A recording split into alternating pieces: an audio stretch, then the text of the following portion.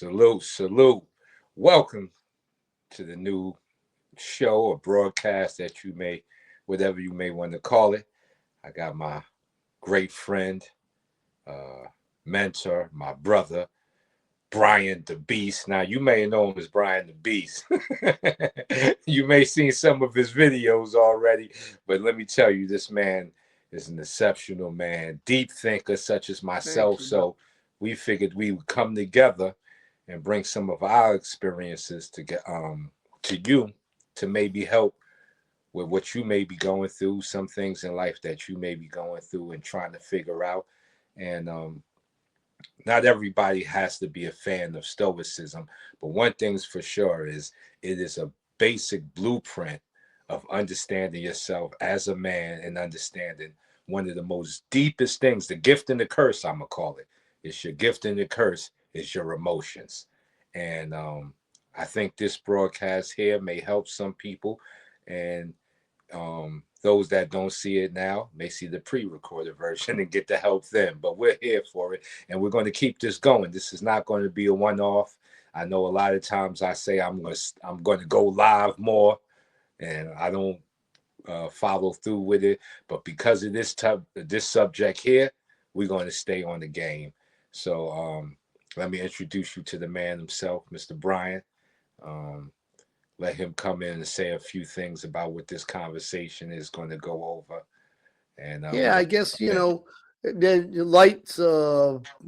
Actually, somebody I admire greatly. I've made that parent to you with some of the struggles you've been through, Mhm. some of the choices you made. I don't even know if I would have made one of the choices you made was profoundly brave and admirable. So and I think stoicism, as people know, some people may not be a fan of it. Some people may. I mean, there's just I think we just use it as a basis of other Yes. philosophies we mix together, and learning to control your emotions can be important because there's a time for it, and then there's sometimes emotions just simply get in the way. So, Yes.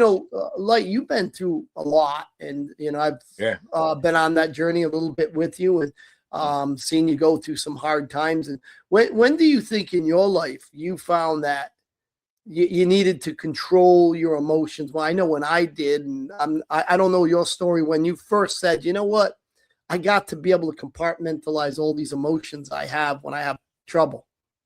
Um, well, I would say this last experience I went through was kind of like the cherry on top of the sundae, but I've always kind of been on the road. I think martial arts itself was one of the biggest reasons I became a martial artist was to help me control my emotions. I think way before my martial art journey, I was like most men from the hood with single mothers.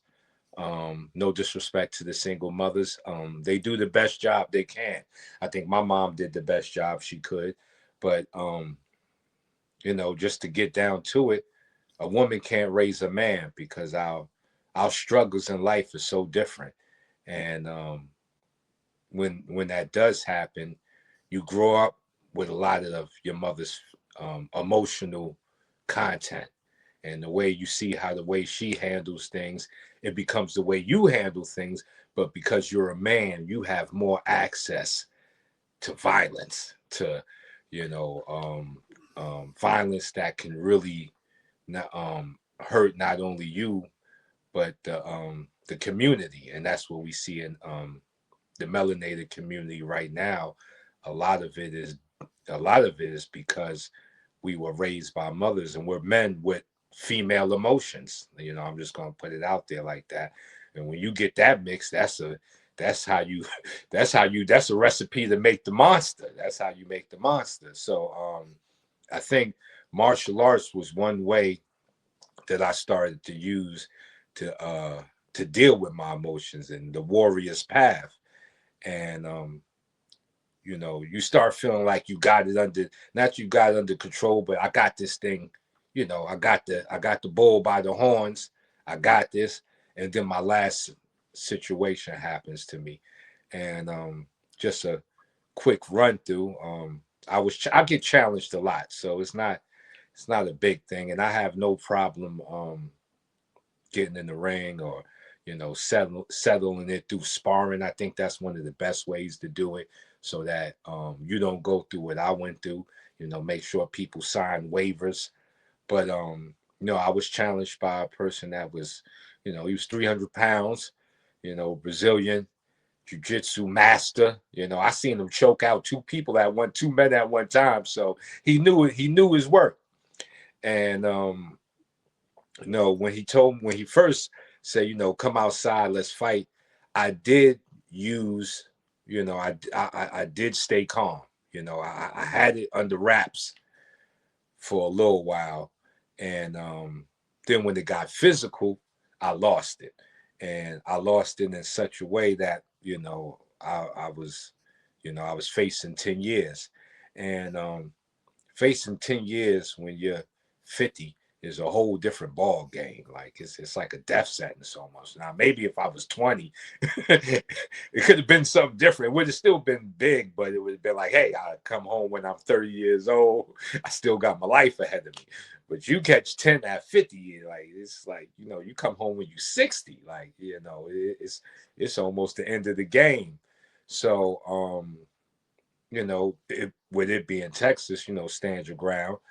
Um, I was ready to go to trial, and I was correct in defending myself, but emotionally, what I did wrong was allow it to bring me to a place to where, I really wanted to hurt him, and and in the situation where somebody's really trying to hurt you, I mean, like maybe you're on the losing end and you really got to fight hard to get them off of you. It wasn't that situation. I was in a clear victory. So I could have disengaged at a lot of different moments. As I look back at the situation, there was so many exits off the freeway for me. Like, there was a lot of exits, but I was bypassing them because I was already emotionally set on you know, it's time for somebody to bleed. And you know, they in jail. There's a lot of emotional men. Most of the men in jail are emotional men. They are men that are there because they made. You got some strategic men in there that just got caught up in the good hustle, but the large majority is men that made emotionally bad decisions, and I was on that route. Um, it took me 3 years to get through it, and it was 3 years of darkness, but it was 3 years of darkness that woke me up to a higher place of emotional control. And this type of emotional control is the type of, like, I used to hear Martin Luther King when he said, I'm gonna turn the other cheek, and I was like, oh, hell to the gnaw. But now I can understand what he meant. Like when you get to a certain level, there's a certain type of emotional content you have to protect yourself and your assignment and your message and who you are. And it takes a certain type of maturity to understand this. So I think the universe, being the infinite intelligence it's seeing that I needed this lesson, for whatever next level I'm supposed to go to, or wherever I'm supposed to take my assignment. It I needed this lesson, and I got the lesson. And that's why I'm here to share with you the power of learning how to control your emotions, because your emotions And are right. I just let me interrupt you, but I want to let people know there was, after you went through this, I did see a profound transformation in you when you did what you did, stood up, willing to go to jail for 10 years because you felt you were righteous. But the person who went into that and the person that came out, profoundly different. Oh, totally different. Like you know, you can feel the change. You can feel the change inside of you. But when you really change, things around you change, and the people around you notice the change in a different way. And everybody I've spoke to has, even my mother, and me and my mother haven't had the best relationship. And when I speak to her, she's like, you're so different now.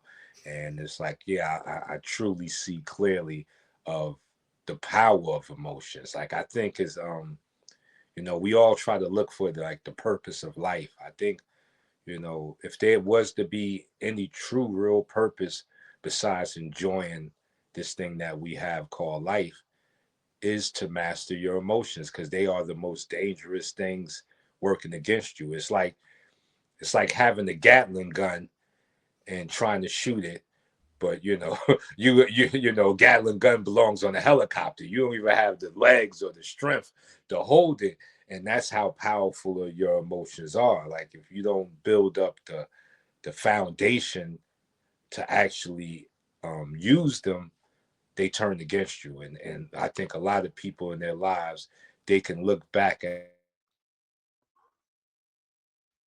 Uh-oh.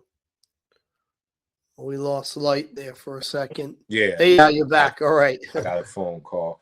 They can look at the decisions that they made and see that it was their emotions that brought them into the worst parts of their life.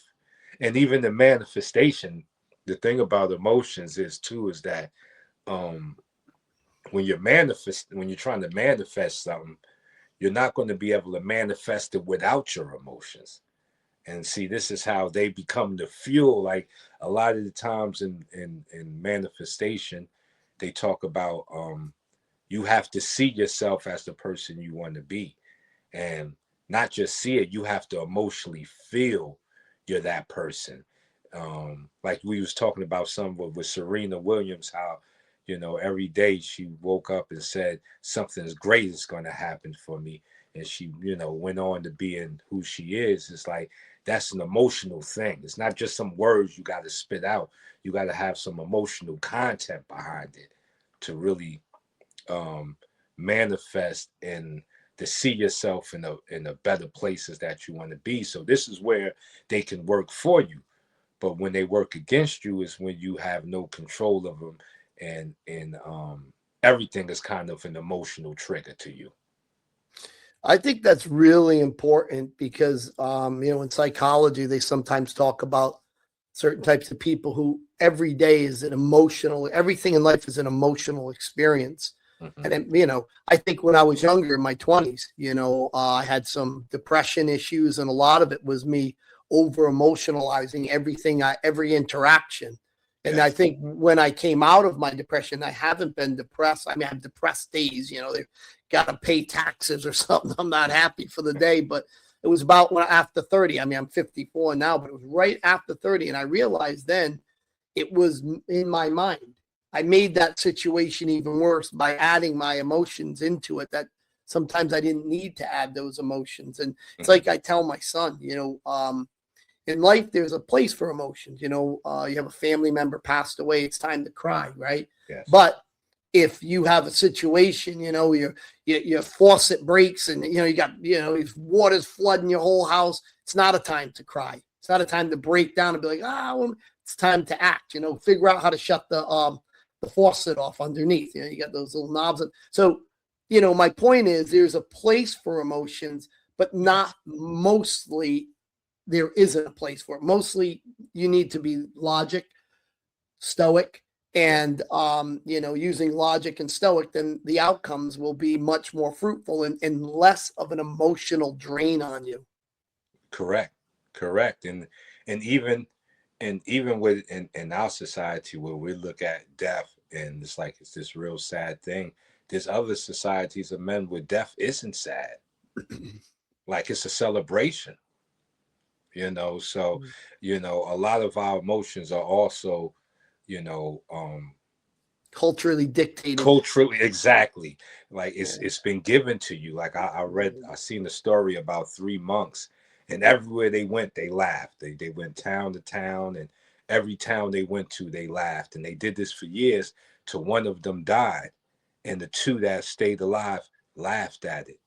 And the people in the Mm. town were like, what the hell is wrong with you? He's gone, he's dead. But they said, no, we use laughter to celebrate. And then that celebration of laughter made the whole town laugh. And then, it was laughter and tears. But, a lot of what we think our emotions are is the thoughts that were given to us. Like we believe that this happens, you're supposed to cry. If this person does something to you, you're supposed to get mad and, fight back. And it's not true. It's not true. Like you said, most times, um, your emotions are not needed. Like when you make a decision, you got to try to remove as much emotions from the decision as you can. You're never going to be able to make a decision 100% logic. But if you can Right. get to 80-20, 90-10, you're in good numbers. You're in good numbers because most people are making decisions with 70% emotions and 30% logic. And then they look back at like what's happening, why they go wrong. And it's because um, emotions are subjective and they usually most times they blur the screen. Like when your screen is blurry and you got to wipe it clear. Most of the times, emotions blur the screen. And as a man in society, you need to try to make as many decisions off of reasoning and logic and less emotions as possible. And this is the whole thing behind Stoicism. Yeah. And people hear it and they think it sounds like you're trying to be like this rock, and it's Right. not. You're not trying to be a rock. You're not trying to be. And when you hear the word emotional, people get upset. And emotional means over emotions. Right. Yes, you're supposed to have emotions, but when you're emotional, it's or you're overdoing it. Right. As It's the sensitive. application when Yes, you apply it, the degree you apply it, because we have to. We're humans. Humans, yes, unless you're a sociopath or there's some exactly. people who just don't have any emotions. But Hmm. most of us being fairly normal and balanced, and psychology wise, psychologically wise, we're gonna have to navigate certain emotions. Yes, Fear, loss, anxiety, happiness, right? So joy, anticipation. So all these things kind of can muddy the waters if we give too much. So if my anticipation for something is so high, so incredibly high, I over exaggerate it now. And then when I get something that, it was good, wasn't where I wanted to, but it was good. I'm so disappointed I got here. It's like, you were down here, you wanted it to be up here, but you got to here, but you were so anticipating it now becomes a depressive moment. So yes, you overstimulated that emotion. And I think it's stuff like that to navigate. I think sometimes it's like what you're saying.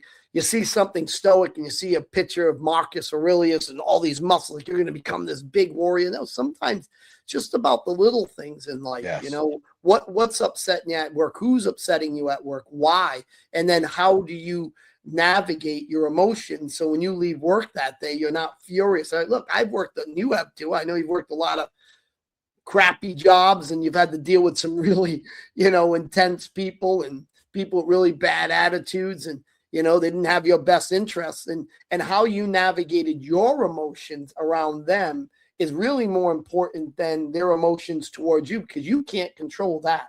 You're not going to be able to control that, that's right. but you can control your own reaction to what they're doing, which is really hard. All of us have gone through the kind of psychological vampires, as I call them in life. I'm sure some people have heard of that term, but Stoicism helps you navigate people like that.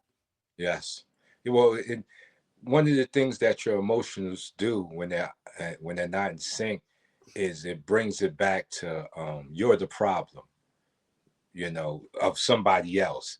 And that's almost like that's almost like narcissism because you're not their problem. You're just in position in the way for their problems to fall on you. So if you're going to work and somebody is saying things like I got people that talk about me on the internet all day. I got, somebody that's, really in pain himself talking about me, but it's not me, it's him. It's his pain of he's not who he thought he was and he doesn't get the recognition that I'm getting. So it makes it seem like when he lashes out at me that, I'm the problem. Or most people that go through something like that, it's like, oh, he's trying to attack me. No, he's not trying to attack you. He's attacking himself but he's using you as a centerpiece. And when you're emotionally, within the right place, those type of people, they're just really in pain. It's not you. Mhm. It's them, Right, because them their projecting. jealousy, right? It's his Yes, inability to stoicism. He can't control his jealousy. exactly. Exactly. And it comes off as this thing that, people say, oh, this is an attack. And, it's easier for other people to be like, it's like it's like the fight after school at 3 o'clock, the crowd. The crowd is doing a lot of the instigating for the fight, because they want to see a fight because they're not in the fight. Everybody likes to be the spectator. That's why, like, even in MMA fights or boxing fights, there's more spectators than fighters because it takes a lot of heart to get in that ring and put everything on the line. So you'll get more spectators than fighters. But if you are the fighter, you got to understand that that person that's across the path, across the way that you're fighting, it's not an Mhm. emotional hit. It's not an emotional thing. It's, two men trying to feed their family. You know what I'm saying? Two men that come out to compete for a prize fight. It's two men trying to feed their family. It's the crowd and the expectation and the you know them egging it on that raises that emotional thing in Mhm. you that can have you lose the fight. Because in something that Marciano said, he said the first person that get mad loses. See, that's at the top level where Mhm. real warriors are swinging swords. The first person that get emotional loses the fight because the man thinking logically, he's going to chop your head right off. You're And going to get emotional. what you're saying too is interesting because if you think about it, right, we use a lot of as amateurs, right? We always use a lot of psychological terms, but we don't always understand the entirety, right? And think of this. I think they say it's like 5% of the population are really narcissistic, right? Are true. But remember, the rest of them are just troubled people. They Yes, appear to be narcissistic, but they've lost control of themselves. They've lost yes, control of their emotions. So what they're manifesting is not their true self. So they have a lot of potential as a person, right? Whereas somebody who's doesn't have any emotions, I think you call them a psychopath. I think is the yes, terminology best suited for that. Whereas most people are not narcissistic, but it's how they've navigated the world, which now gives them the appearance of that. Now, it could be jealousy. Uncontrolled jealousy may look like a narcissistic condition, but in reality, it's just they never learned how to be happy for somebody else's success or done their self journey to say, okay, I'm jealous because I didn't do the right things. They're where they're at, or they have more talent than me. I yes. know one thing I'll never be. I'll never be a professional basketball player, right? I'm not going to be, there's many things in life Correct. I'm never going to be. So why should I be, jealous of Light Burley if he becomes a professional basketball player and I'm still, dribbling around like an amateur, even though I tried, right? For example, I'm just saying. Yes. Well, people with the lowest value of themselves overvaluate them, put too much value on themselves. So, like you said, there's only 5% of the population that narcissism affects. Most True people, narcissist, yeah, yeah. true There might be narcissist. somebody might be a little bit of might be a mystery, but true Yeah, narcissist, which yeah, everybody thinks everybody is, right? yeah. Oh, especially women, they shoot that word out so fast. Oh, he's a narcissist, and that's just code for you're not kissing their ass. You're not bowing down to them. You're not putting them on the pedestal, because if you're not putting them on the pedestal and you love yourself, you got to be a narcissist. Like, well, how could you love yourself more than pedalizing me? So a lot of that comes from how people value themselves, and a lot of us, we come from hard backgrounds, so our value is low. So one way to make you He'll be back, everyone. He got a call, so uh takes a few minutes, but like what he's saying is really, really important about how people see themselves. It's a journey we all go on. I think it's the in Buddhism they say you are who you are who you think you are, and then you are who other people think you are. So imagine navigating the world we all do that. We're navigating the world. So I was just saying to the audience when you were going that, you was talking about how people see themselves, working in that direction. And I said, in Buddhism, they say you're three people. You are who you are who you think you are, and then you are who other people think you are. And we navigate the world Bars. with those three existences surrounding us. Bars. That's so true. And to find out who you really are, um, is a journey into controlling the greatest force you have, which is emotions. Because we don't know if we don't know if if animals, how if their display of emotion is actually deep as ours. But from what we see, it's not. Like you can see, like, animals make I was watching, I watch a lot of wildlife, and I was watching the sand cat, and the sand cat had three babies, and the viper came and it bit one of the babies, and the babies is out. There's two left. The mother made a quick decision. She grabbed the dead baby, moved it away, fought the viper, and went on. There was no, oh, woe is me, I'm only down to two babies. Like that would how that's that our emotions are so deep. That's how it would affect us. Right. But in real time, it's no, Yeah. you take it and you move on for what you still have left. And I think that type of emotional content is where you need to reach, because life won't stop lifing. As long as you're alive, life is throwing punches and kicks at you. Like it's not going to stop it. It's like you're going, as long as you can take a breath of air and breathe in, and you wake up every morning, you can believe life is going to challenge you where you're at. And those Well, challenges we take yep. so personal because of our emotions, instead of saying this is the joys of life. This is just life. And you know what you said about who we really are. I think the most difficult thing, and maybe horrifying sometimes, is to see who you really are. Like Mm-hmm. to know all the delusions maybe we had, especially when we're younger, about who we're going to be when we grow up and what we're going to achieve. And you kind of find out, like people who go on America's Got Talent, and Simon Cowell's telling you, I don't care what people told you at karaoke or your mother or father, you were not a singer. But this person really thought they were. Maybe they Yes. toned up. They heard something different when they played back their own music. But it's hard to evolve to a point where you could be so honest with yourself.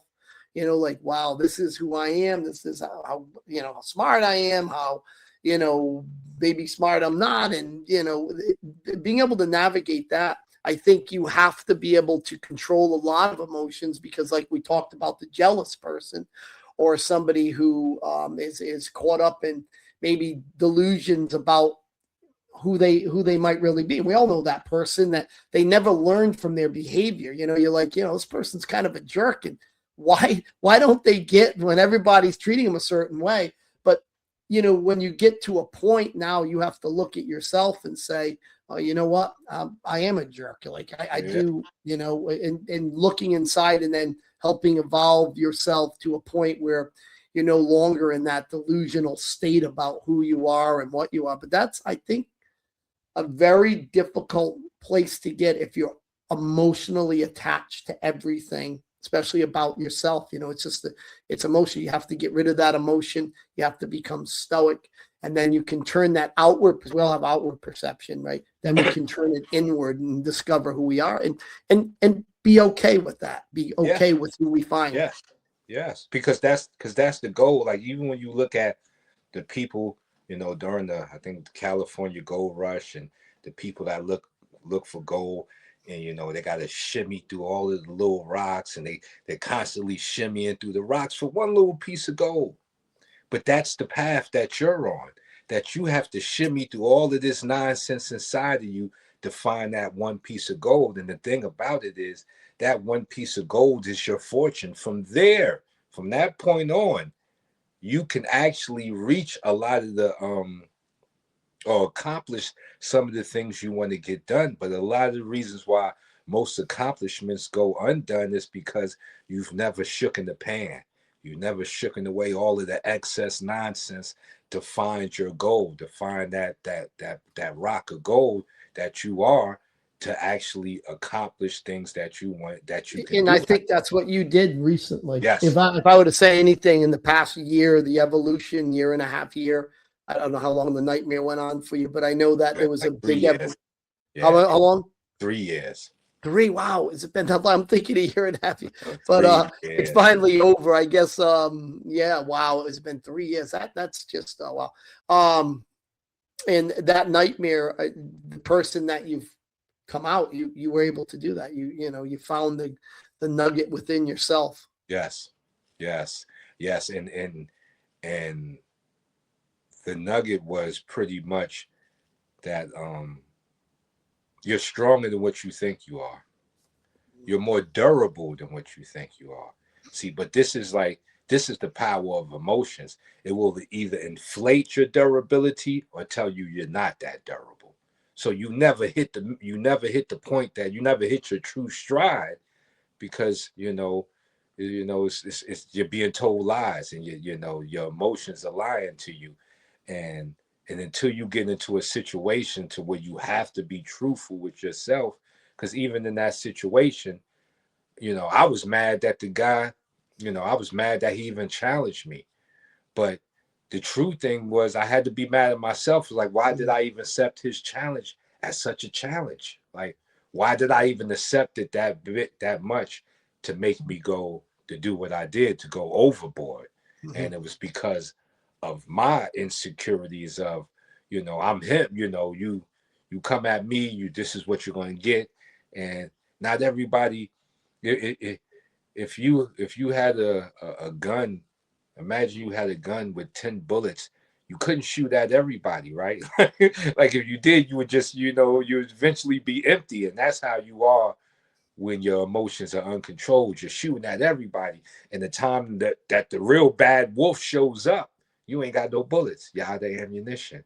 So this is not that you don't protect yourself, but I think, looking back at the situation, if this situation was to happen to me now, I could have saved both of us. Mm-hmm. I could have saved both of us.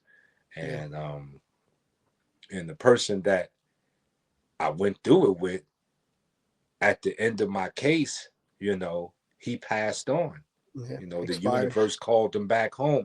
And I'm not going to say it was because of me, but I can say it was because of his emotional turmoil inside of him. Because let me tell you, your emotions are not just this energetic thing. They become a physical thing, like cortisol, you know, Fight releasing or flight. cortisol. Yeah, releasing Fight or flight. cortisol All these in your different things bloodstream. manifest. Yeah, Yep. will cause ailments inside of you. Now you You can got have a cancer. heart attack. You got a heart Constantly attack. be in a state of fight or flight. Your heart's working. You've got your adrenaline constantly going, and that's what anxiety is. It's just Yes. nonstop, complete nonstop adrenaline rush. Yes. And so this is not something that's just happening on the energetic level. It can become, physical and cause physical ailments. And I think that's what happened to him, is that he has so much of that those negative emotions running inside of him, that it eventually affected his health, and the universe called him back home. And with everything I went through because of him, where I'm at now, I can say, I hope he has a peaceful transition, and I hope, his next stage of life, he carries some blessings from this life, or lessons and blessings from this life to handle the transition, because we don't wish that on no man. I'm not wishing that for anybody. And but at the same time, I do believe his energy is what caused it. His energy is what caused his passing. And it So happens. how Like it we happened. already know, psychology affects um, our physicality. In my regular life, I work in physical rehab, and you see it all the time when a patient gives up. That's it. Like when they're trying to recover, maybe from a stroke or something, but they've given up. They say, I'm done.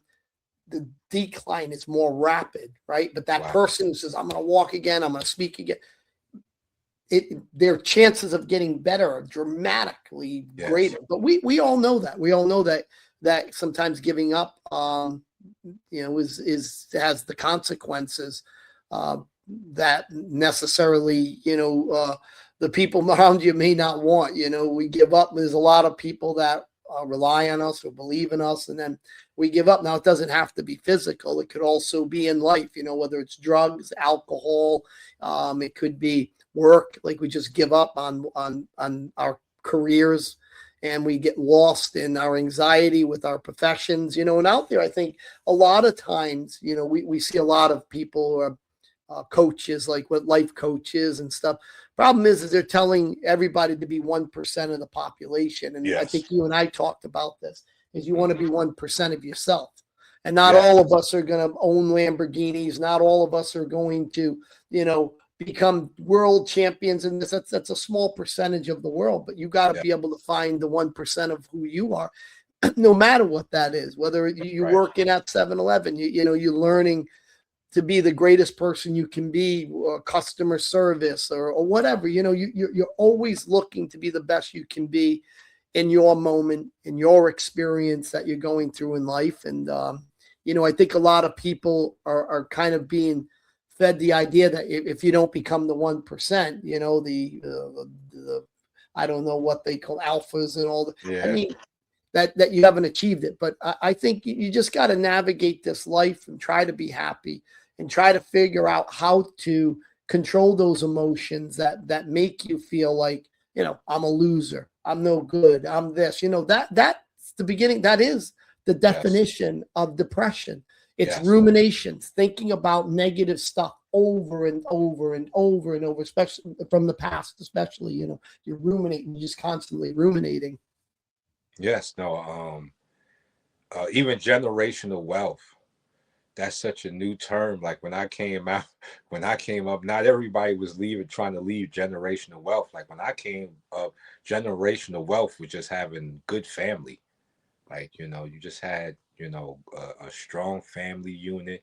You all loved each other and pulled from each other, whether you were, you know, you know, financially at the bottom. Like, I stood on the cheese line with my aunt, like, and I was happy. Like, yeah, at that moment, just to be with my aunt I didn't even notice we were standing on the cheese line. I was just happy to be with my aunt. So it's all perception.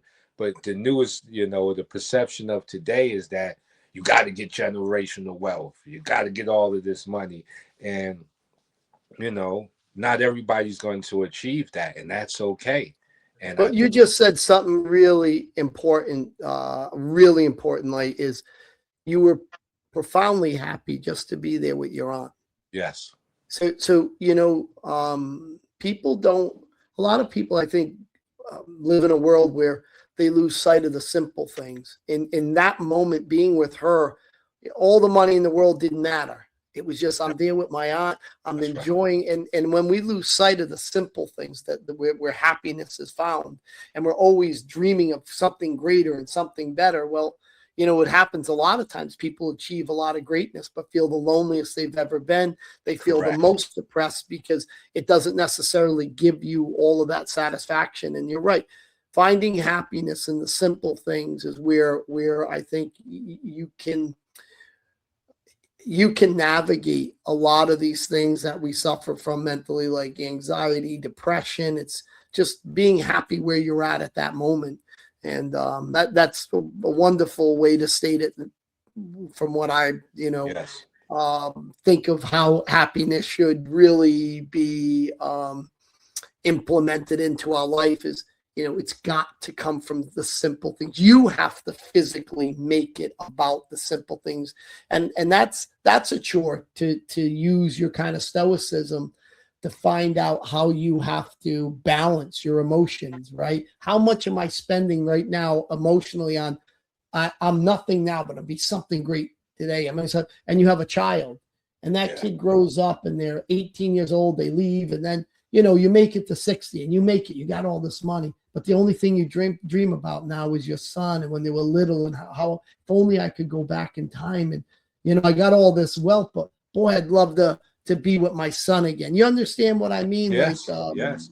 Yes, because you at those moments when life is showing you the simplest things, none of that money matters. Steve Jobs had all the money in the world, and he talked about how he went to witch doctors, he went to all these places to try to cure the cancer, but nothing, none of the money in the world could save him. And I'm pretty sure after a while, what he had to do was just enjoy the moments he had left, Yeah. like Yeah. with his family and the people he loved, because money does not bring happiness. It never will. It just doesn't have that power. It can change your dress code.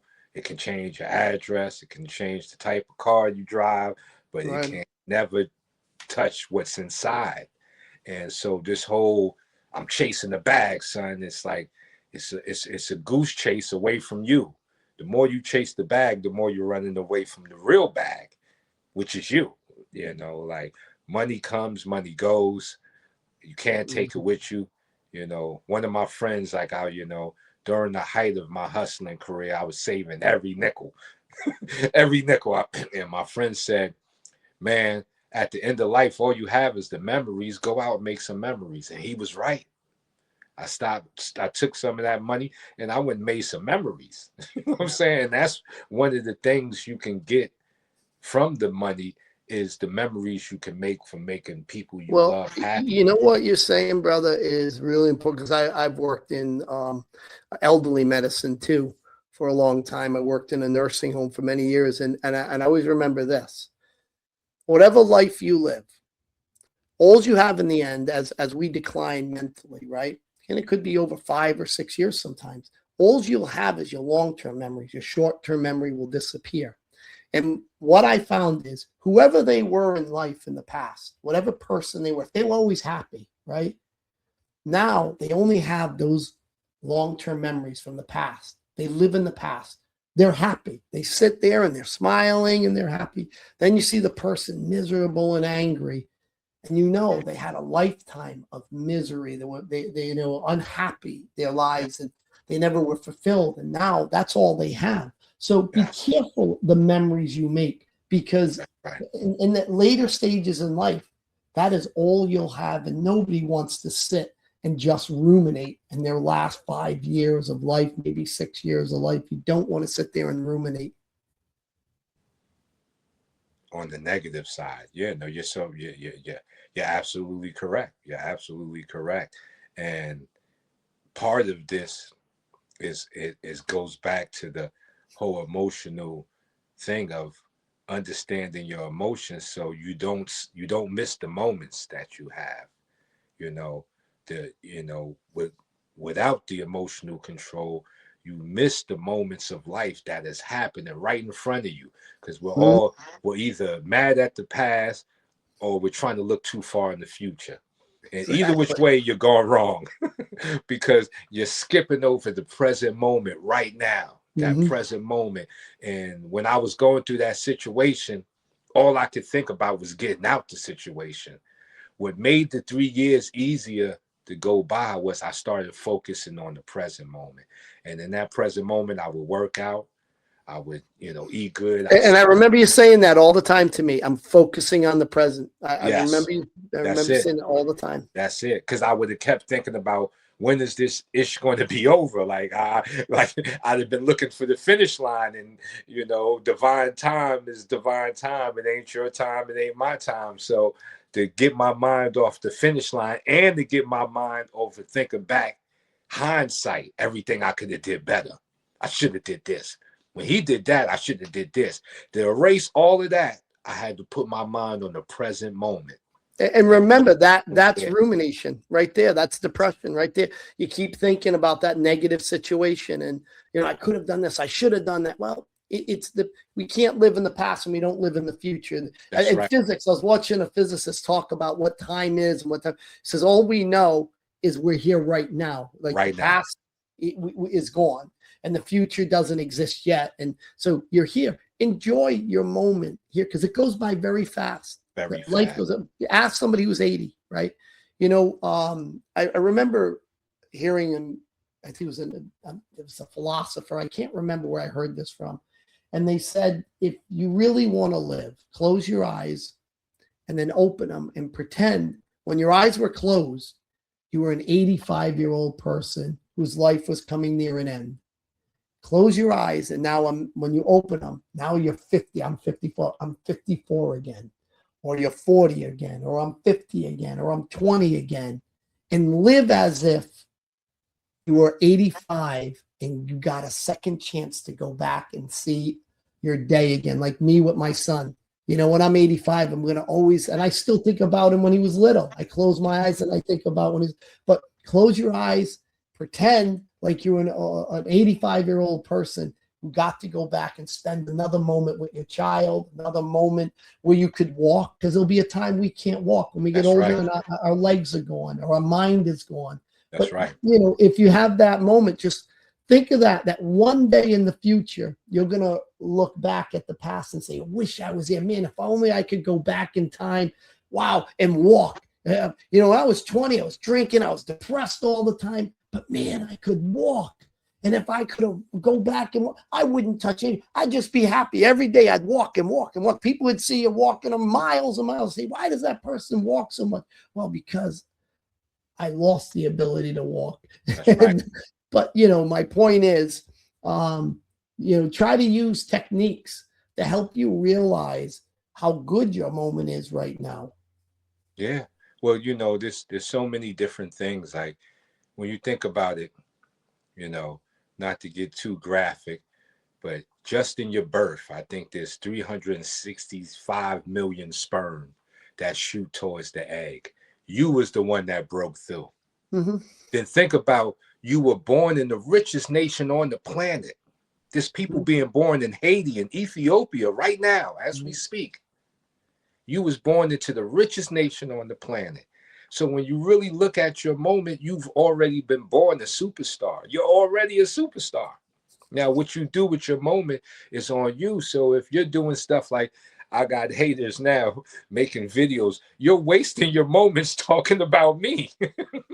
And guess what I'm doing with my moments? I'm living good. I'm talking with my loved ones. I have great conversations with Brian here. I talk to my daughters and hear how my daughters are winning. Because like he said, these moments are flashes. They will be gone soon. And when you talk to an old person, most old people, if you ask them anything like, what's your advice? They all say, live now. Just live now. Forget that nonsense. Live hard. Live now. They all say the same thing. And when Because they say live, they don't mean, oh, go travel. No, just be happy in the just moment be that happy with you've got yes. time. And you can, you know, depends on the person. You talk to somebody who can't walk anymore. They got diabetes. They lost both their legs, or, you know, they have all kinds of physical conditions and there's things they can't do. They just would say, go out and just go walk, go do this, go do that. Just, you know, go be and live and enjoy your time with your family, your friends. And, you know, they're going to talk more about the simple things. Yeah, sure. We all want to travel the world, right? But we all can't. And I'll tell you something. When I was in the Army, one of my soldiers had gone to Afghanistan and he had returned back. And I never deployed, but he had gone. And when he came back, he was telling me one of the most profound things was this family that he came across in Afghanistan. They lived in the middle of nowhere, and they lived in a little shack that was falling down, and they would do patrols by there. And they said they were always happy. They barely had any food. The house didn't have anything like running water, nothing.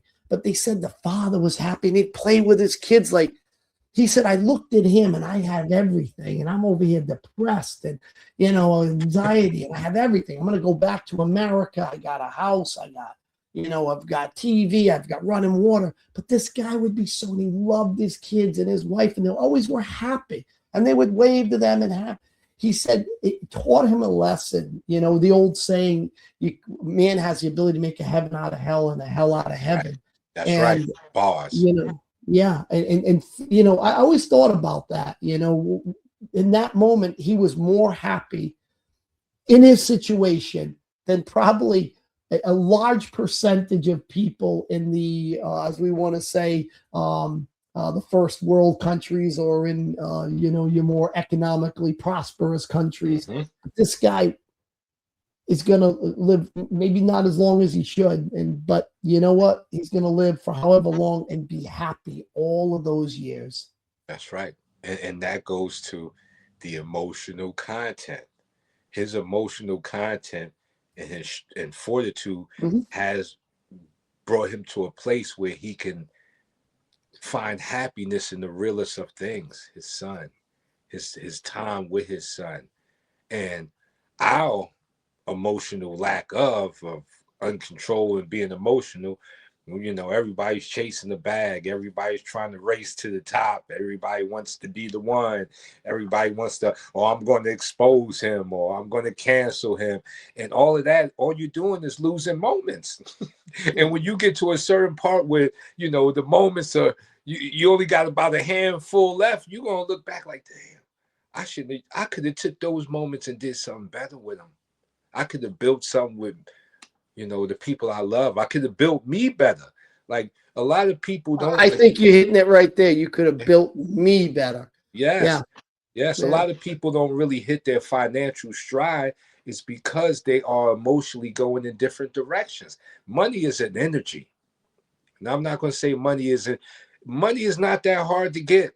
Really, like money is an energy, but it's going to miss most of us because your emotions has you goose chasing and going the wrong things. Like they was talking about this one farmer who said, I, I'm gonna find, I deserve a diamond mine. He had 23 acres, and he said he was gonna go find him a diamond mine, and the farm he had was nothing, and it was holding him back, and he could, if he could get rid of this farm, he can go search for diamonds. So eventually he sold his farm, he went off to search for diamonds, and when the person that bought his farm dug up the dirt and found diamonds. And this is what most people are doing. And this is why financial stability will miss most people. Not because it's not available, it's because you haven't learned that you are the diamond mine. Yeah. You Yeah. are the bag of money. The Yeah. more you say you're chasing the bag, you're goose chasing. You're Yeah. running away from the thing that could bring you the most money ever, which is you. Mm-hmm. You are the abundance you seek. You are the bag you seek. You are the diamonds you seek. But when your emotions come right and you see that, you're gonna make more money hand over fist than than you can put away. You look at a lot of lottery winners, 98% of lottery winners go broke. How Broke. is that possible? They win hundreds of millions. Yeah. This goes to show you that the money can't show you who you are. Like without knowing who you are, even if you was blessed with 100 million, you would destroy it. Mm-hmm. Yeah. Yeah. Yeah. Listen, I agree with you about, money seems to be the thing we're told that's what you need. And once you have that, you're going to be everything you wanted to ever be. You're going to get there and you're going to be the pinnacle, and it's going to be absolutely, you're going to be an enlightenment, right? But there are people who strive for that, and maybe they never achieve it, or maybe they do achieve it, and they realize in that achievement they still don't know any more about themselves than when they start the journey, right? Maybe they know even less because they had to give up on some of themselves to do certain things. Like maybe you had to be a little bit corporate slimy to get some of the things that you wanted to achieve corporate wise, or I mean, um, being a business person, maybe you do achieve, but you had to step on some toes. But anyways, my point goes to that you could even lose yourself in that journey. I've had a lot of money in my life. I also lost a lot of money, and I've lived on different planes. And I had to see myself as homeless at one point, and somebody who was very, very wealthy at another point. So I got to see who I was in both these years. And as I got older and I've had some ups and downs, people say, "Man, you lost everything. How can you still be happy?" I said, "Because it's free. The one thing you're never going to pay for is the happiness. You can That's be right. happy anywhere, just like that guy in Afghanistan. That's right. You can always be happy." That's right. That's right. Like you said, it is totally free. It's within your It's within your means to possess, and it lasts way longer than the money. It can do something for you that the money just can't do. The money cannot buy you happiness. It can't buy you class. It can't buy you respect. You know, it can't buy, like I said, it can only change a couple of things.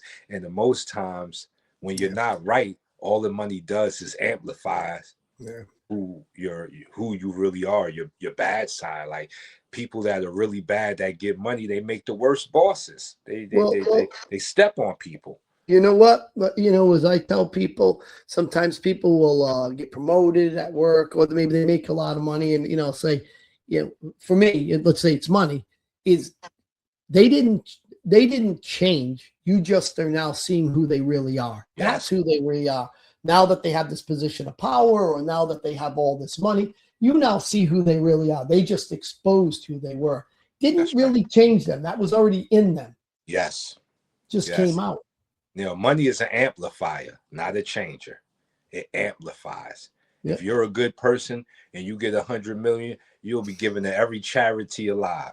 If you're a bad person and you get 100 million, you'll step on necks and you'll push people down and you'll flaunt your money and you throw it in their face. Money amplified doesn't change. So, and because it's You an know, energy. but what you're saying is real interesting, because I know a person like that.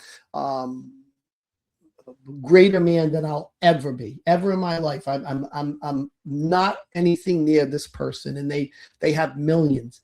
And the compassion I've seen with their money, what they've done with their money, and what they've sacrificed, and what they're willing to do.